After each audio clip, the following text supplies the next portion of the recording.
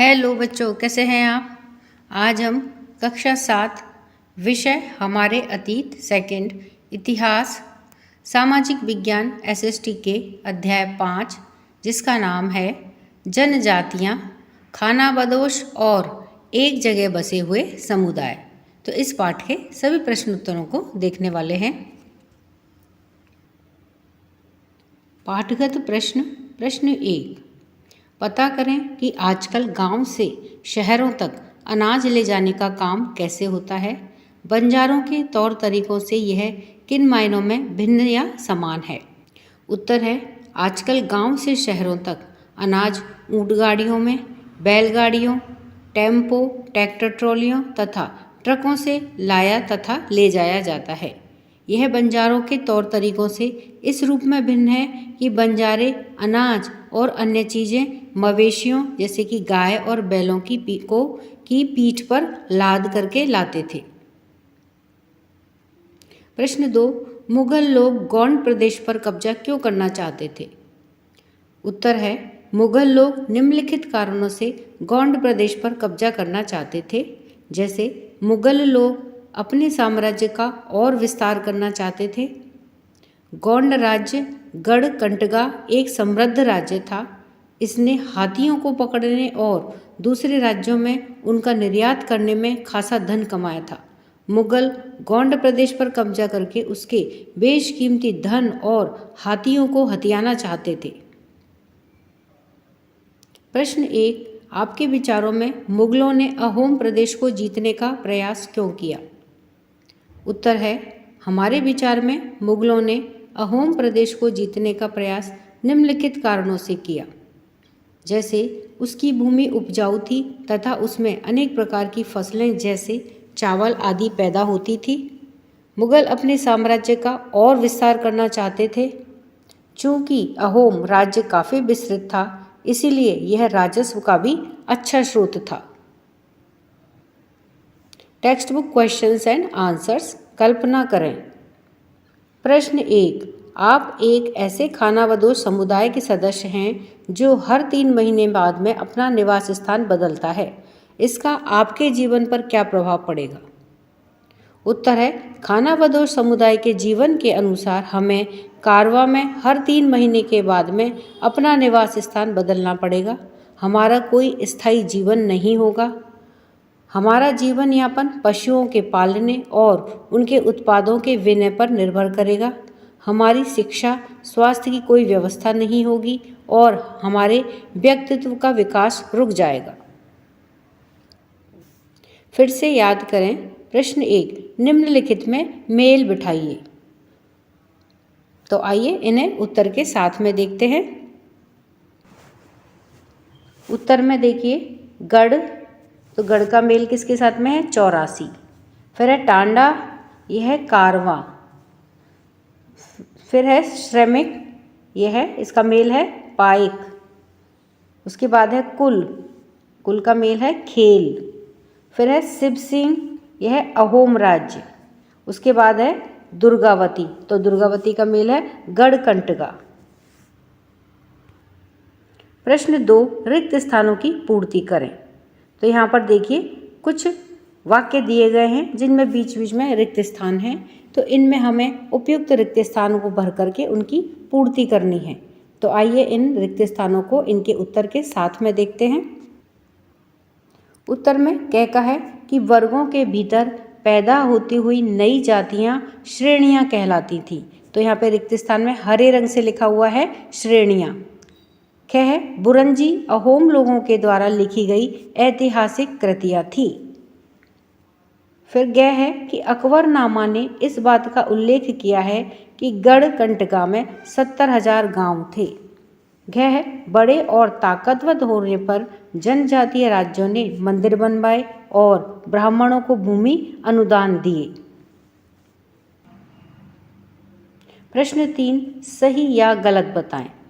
तो यहाँ पर देखिए कैसे लेकर के घ तक कुछ वाक्य हैं जिन्हें पढ़ करके हमें ये बताना है कि ये वाक्य सही है या गलत है।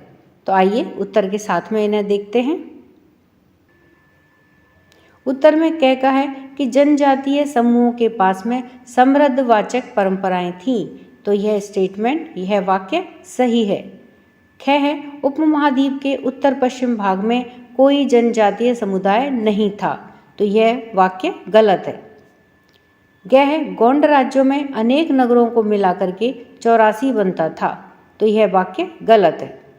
घ है, भील उपमहाद्वीप के उत्तर पूर्वी भाग में रहते थे, तो यह भी स्टेटमेंट गलत है। प्रश्न 4, खानाबदोश पशुचारकों और एक जगह बसे हुए खेतीहरों के बीच किस तरह का विनिमय होता था? उत्तर है, खानाबदोश पशुचारकों का जीवन पशुओं और उनके उत्पादों पर निर्भर था, इसलिए वे खेतीहरों को दूध, घी, ऊन आदि देकर के बदले में अनाज, कपड़े और बर्तन लेते थे। आइए समझें।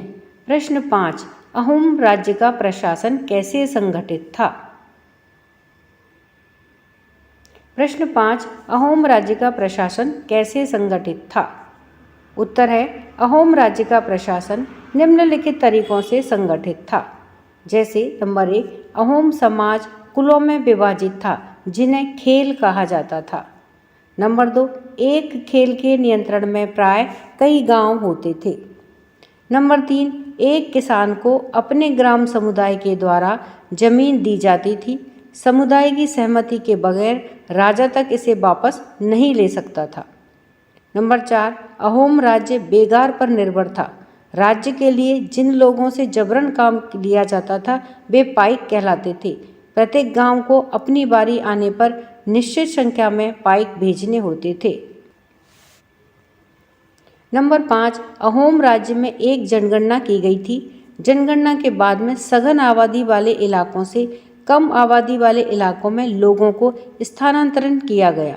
इस प्रकार से अहोम कुल टूट गए और 17वीं शताब्दी के पूर्वार्ध पूरा होते होते अहोम प्रशासन खासा केंद्रीकृत हो गया था। नंबर 6, अहोम राज्य में सभी वयस्क पुरुष युद्ध के दौरान सेना में अपनी सेवाएं प्रदान करते थे।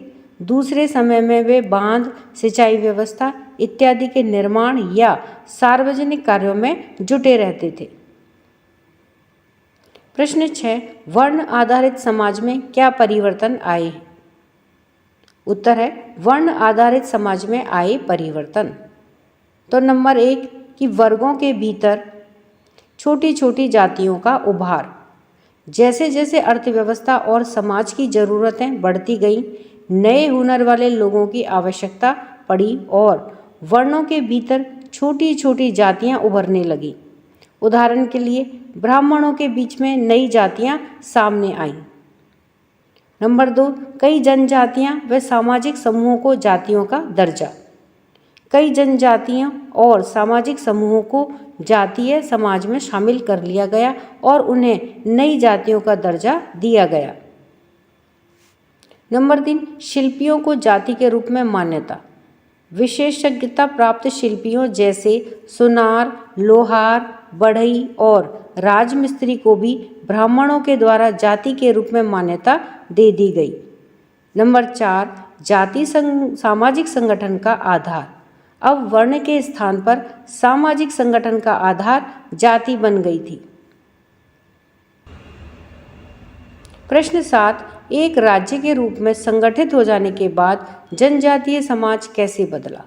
उत्तर है, एक राज्य के रूप में संगठित हो जाने के बाद जनजातीय समाज निम्नलिखित रूप से बदला।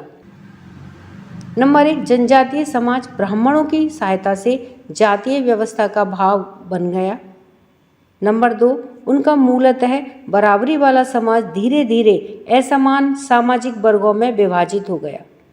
नंबर 3, प्रमुख जनजातीय परिवार शासक वर्ग विशेषकर राजपूत वर्ग में शामिल हो गए तथा बहुसंख्यक जनजातीय आबादी समाज की छोटी छोटी जातियों में शामिल हो गई। नंबर 4, ब्राह्मण लोगों ने गोंड तथा अहोम राजाओं से अनुदान में भूमि प्राप्त की और अधिक प्रभावशाली बन गए। नंबर 5, जनजातीय लोगों ने प्राय हिंदू धर्म को अपना लिया, यद्यपि उन्होंने अपनी परंपराओं को भी जारी रखा। आइए विचार करें। प्रश्न 8, क्या बंजारे लोग अर्थव्यवस्था के लिए महत्वपूर्ण थे? उत्तर है हाँ, बंजारे लोग अर्थव्यवस्था के लिए महत्वपूर्ण थे क्योंकि नंबर 1, वे घुमंतू यानी कि खानाबदोश व्यापारी थे और वे व्यापारिक गतिविधियों को नियंत्रित करते थे। नंबर 2, वे एक स्थान पर उपलब्ध सस्ते सामान को खरीद करके दूसरे स्थान पर बेचते थे।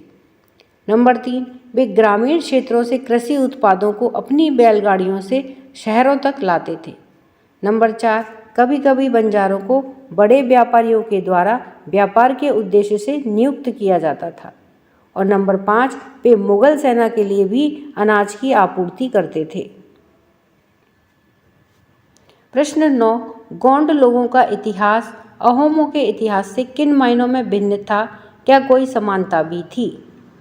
उत्तर है कि गोंड तथा अहोमों के इतिहास की भिन्नताएं निम्न प्रकार से हैं। नंबर 1, गोंड गोंडवाना प्रदेश की प्रमुख जनजाति थी, जबकि अहोम ब्रह्मपुत्र घाटी में निवास करने वाली प्रमुख जनजाति थी। नंबर 2, गोंड इस उपमहाद्वीप के मूल निवासी थे, जबकि अहोम म्यांमार से आकर के बसे थे। नंबर 3, गोंड आग्नेय अस्त्रों का प्रयोग नहीं जानते थे, जबकि अहोम उच्च स्तरीय बारूद और तोपों के निर्माण में सक्षम थे। नंबर 4, गोंड स्थानांतरित कृषि करते थे, जबकि अहोम स्थानांतरित कृषि नहीं करते थे। नंबर 5, गोंडों का राज्य अहोम राज्य से बड़ा था। नंबर 6, गोंड राज्य बेगार पर निर्भर नहीं था, जबकि अहोम राज्य बेगार पर निर्भर था। नंबर 7, गोंड राज्य मुगल राज्य में मिला लिया गया, जबकि अहोम राज्य को मुगलों ने हराया, लेकिन प्रत्यक्ष रूप से मुगलों ने वहां शासन नहीं किया। गोंड तथा अहोमों के इतिहास के बीच में समानताएं निम्न प्रकार हैं। नंबर 1, गोंड तथा अहोम दोनों ही जनजातियां थीं। नंबर 2, दोनों ही जनजातियों ने अपने अपने साम्राज्य स्थापित किए। नंबर 3, दोनों ही राज्यों को मुगलों ने पराजित किया। और नंबर 4, दोनों का ही केंद्रीकृत प्रशासन था। आइए करके देखें प्रश्न 10। एक मानचित्र पर इस अध्याय में उल्लिखित जनजातियों के इलाकों को चिन्हित करें। किन्हीं दो के संबंध में यह चर्चा करें कि क्या उनके जीविकोपार्जन का तरीका अपने अपने इलाकों की भौगोलिक विशेषताओं और पर्यावरण के अनुरूप था। तो उत्तर है कि आप मानचित्र का अवलोकन करें, यानी कि आप इस मानचित्र को ध्यान से देखें। फिर इस मानचित्र में 2 उदाहरण हैं, जिनमें भूगोल उनकी आजीविका के अनुकूल है। नंबर 1, अहोम जनजाति देश के उत्तरी भाग में बस गई, जहां भारी बारिश होती थी। उन्होंने चावल की खेती के नए तरीके ईजाद कर लिए, जिसमें अधिक पानी की आवश्यकता होती है। वे बांध और सिंचाई प्रणाली के निर्माण के काम में लगे हुए थे।